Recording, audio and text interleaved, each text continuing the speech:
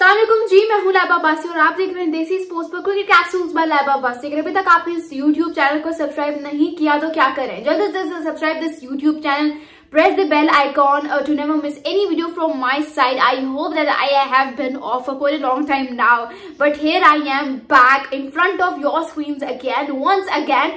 और ये जो एक वीक रहा है हमारे लिए, I feel like 26 to 29 or maybe 30th December, it's been a very super duper box office और I can say interesting week for all of you, for all the cricket fans out there. मतलब जो cricket इस एक हफ्ते में हुई है, peak cricket हुई है। आप कह सकते हो कि 2024 जो है पूरा साल क्रिकेट फैंस के लिए समअप हो गया इस एक हफ्ते में। India versus Australia and Pakistan versus South Africa happening at the same time, you know, starting off with a day with India versus Australia and ending in on a high note, you know, watching Pakistan South Africa, very thrilling match. So मैंने तो बहुत enjoy किया इस एक हफ्ते को, you know, बहुत सारी चीजें हुई। आप लोगों ने अगर एंजॉय किया तो मुझे कमेंट्स में जरूर बताइएगा। And I would request you all कि एक पीस ऑफ एडवाइस अगर कोई इंडियन फैन है तो इंडियन क्रिकेट टीम के लिए दे, you can also give for Pakistan cricket team. और अगर कोई पाकिस्तानी फैन है तो वो भी एक पीस ऑफ एडवाइस दे सकता है इंडियन क्रिकेट टीम के लिए और even Pakistan cricket team. It's totally up to you. I would read your comments and I would reply you. ठीक है जी, let's start off with our today's video.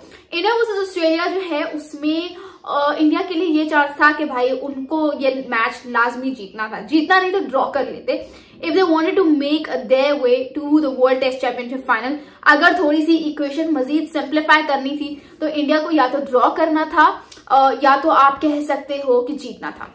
ठीक है, अब यहाँ पे हुआ क्या, ना तो उन्होंने जीता ना तो उन्होंने ड्रॉ किया, बल्कि 184 रन की बड़ी शिकस्त जो है उनको विटनेस करने को मिली इंडिया को। और इसमें बहुत सारी चीजें हैं टू डिस्कस। इसमें आप कह सकते हो विराट कोहली की फेलियर, बैटिंग, पूरी बैटिंग लाइनअप जिस तरह से फेल हुई है उनकी, वो अनबिलीवेबल है, literally like unbelievable. Like literally no one is standing up from their entire batting lineup. ना विराट, ना रोहित, अभी तो शुभमन गिल नहीं है, ठीक है, लेकिन यशस्वी जायसवाल जो है he's been performing with the bat for quite a long time now consistently. लड़का परफॉर्म कर रहा है, लेकिन कब तक? उसके 80-90 रन से क्या आप 400-450 रन की लीड उतार सकते हो? नहीं उतार सकते। ठीक है, उसके लिए आपको चाहिए कि पूरी आपकी टीम, पूरा आपका बैटिंग ऑर्डर परफॉर्म करे, including top order, middle order, lower middle order, ठीक है, ये सब परफॉर्म करें। लेकिन कौन परफॉर्म करे? या यशस्वी जायसवाल परफॉर्म कर लेंगे इनिंग्स में, या फिर you know Nitish Kumar Reddy perform कर लेंगे, कभी वॉशिंगटन सुंदर पार्टनरशिप लगा लेंगे। लेकिन कब तक आप एक्सपेक्ट करोगे? कभी ना कभी तो आपकी बैटिंग लाइनअप जब यू नो एक्सपोज होगी, उसकी फेलियर एक्सपोज होगी, तो फिर आप मैचेस हारोगे, बहुत बुरे तरीके से हारोगे, जो इंडिया हार रहा है।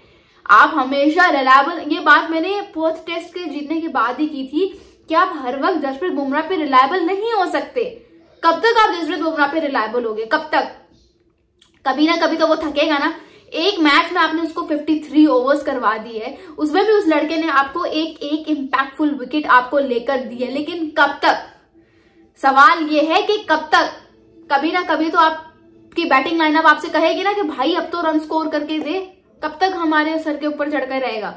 और जसप्रीत बुमराह ने कहा कि भाई मैं थक गया हूं, मुझे और जोर नहीं लग रहा। उस बंदे ने ये बात की। तो ये नहीं होता, हर वक्त ये नहीं होता। आप कब तक ऐसे कर सकते हो? वहां पे पैट कमिंस को देख लो, वो विराट कोहली मतलब not performing with the bat but he is all there to perform in the field. और फील्ड में भी फील्डिंग में नहीं, एक्शंस में, एग्रेसिव, उसमें एक एग्रेसिवनेस अच्छी लगती है, लेकिन तब जब आप परफॉर्म करो, जब आपकी परफॉर्मेंस 0 होती है ना, तब आपका ये एक्टिंग आपकी अच्छी नहीं लगती। आई एम सॉरी टू से बट यू नो, एक 19-year-old डेब्यूटेंट को इस तरह से बार बार ट्रिगर करना, और वो लड़का ट्रिगर हो भी नहीं रहा, इतना कोई अखीर किस्म का जिद्दी लड़का है वो कि वो ट्रिगर हो भी नहीं रहा, बल्कि वो उस चीज को एंजॉय कर रहा है और उसने पूरे टेस्ट मैच में उस चीज का मजा लिया है, क्योंकि उसके कप्तान ने उसका साथ दिया, पैट कमिंस ने उसका साथ दिया, फुल उसने उसको फ्रीडम दिया हुआ था। और वो विराट कोहली की विकेट के बाद यू नो जिस तरह से क्राउड को हाइप अप कर रहा था, that was something to appreciate. वो चीज अप्रिशिएबल थी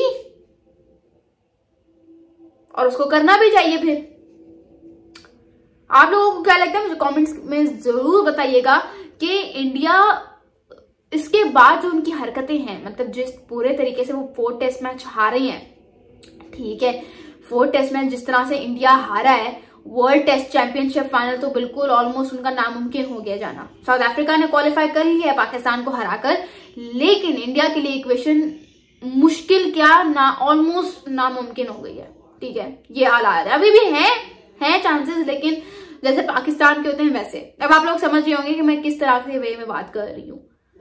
ये हालात है। रोहित शर्मा की बैटिंग एवरेज उठा के देख लो, पिछली 5 मिनिमम इनिंग्स उठा के देख लो, लोवेस्ट इन ऑस्ट्रेलिया एक कप्तान की।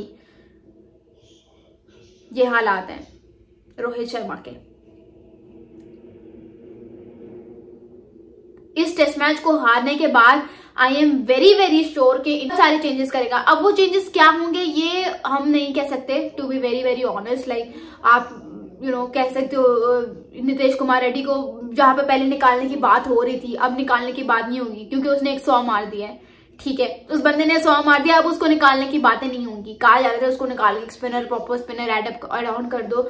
अब फिर इंडिया जो है 3 स्पिनर्स के साथ गया था, ठीक है, उसमें पार्ट टाइम भी था एक, लेकिन कब तक चेंजेस जो है ना वो तब काम करते हैं जब आप उनको काम करवाना चाहो। जब आपकी अपनी फिर वो नहीं होती परफॉर्मेंस, आप जितने भी चेंजेस कर लो, लेकिन जब तक आपकी batting lineup as a whole stand out performance नहीं देगी, आप नहीं परफॉर्म कर पाओगे। अब वो ऑस्ट्रेलिया है, उनका स्टीव स्मिथ अल्लाह अल्लाह करके परफॉर्म करने लगा है। Travis said if not with the bat he will provide you with the ball. उसकी सेलिब्रेशन पे बड़ी तनकीद हो रही है कि ये क्या वाहियात सेलिब्रेशन कर रहा है, लेकिन यार मजा आता है, टू बी वेरी ऑनेस्ट मजा आता है ऐसी सेलिब्रेशंस देखने में, इस तरह के मोमेंट्स को विटनेस करने में मजा आता है। मुझे आ रहा है, आप लोगों को आ रहा है, मुझे कमेंट्स में जरूर बताइएगा। मुझे ये लग रहा था आज का टेस्ट मैच देख के कि इंडिया जो है वो ड्रॉ की तरफ जा रहा है, क्योंकि आखिर में जिस तरह से ऋषभ पंत बैटिंग कर रहे थे मुझे लग रहा था बहुत स्लो कर रहे थे। उनका ये स्टाइल नहीं है जिस तरह की वो बैटिंग कर रहे थे, लाइक इतनी स्लो, 104 समथिंग बॉल्स पर उन्होंने सिर्फ 30 रन स्कोर किए थे, ड्रॉ की तरफ जा रहे थे। लेकिन फिर सामने पैट कमिंस और उसकी टीम थी, तो वहां पे आप क्या एक्सपेक्ट करोगे।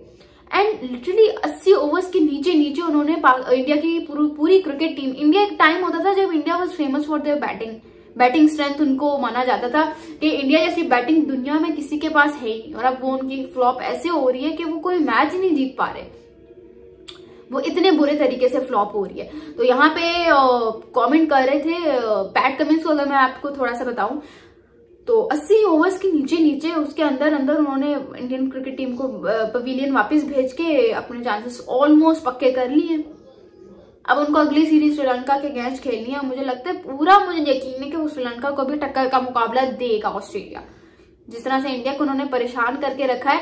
मतलब आप देखो इस तरह की डिफीट देने के लिए ना मेंटल लेवल आपका किस लेवल पे होना चाहिए वो आप इंडिया से सीखो।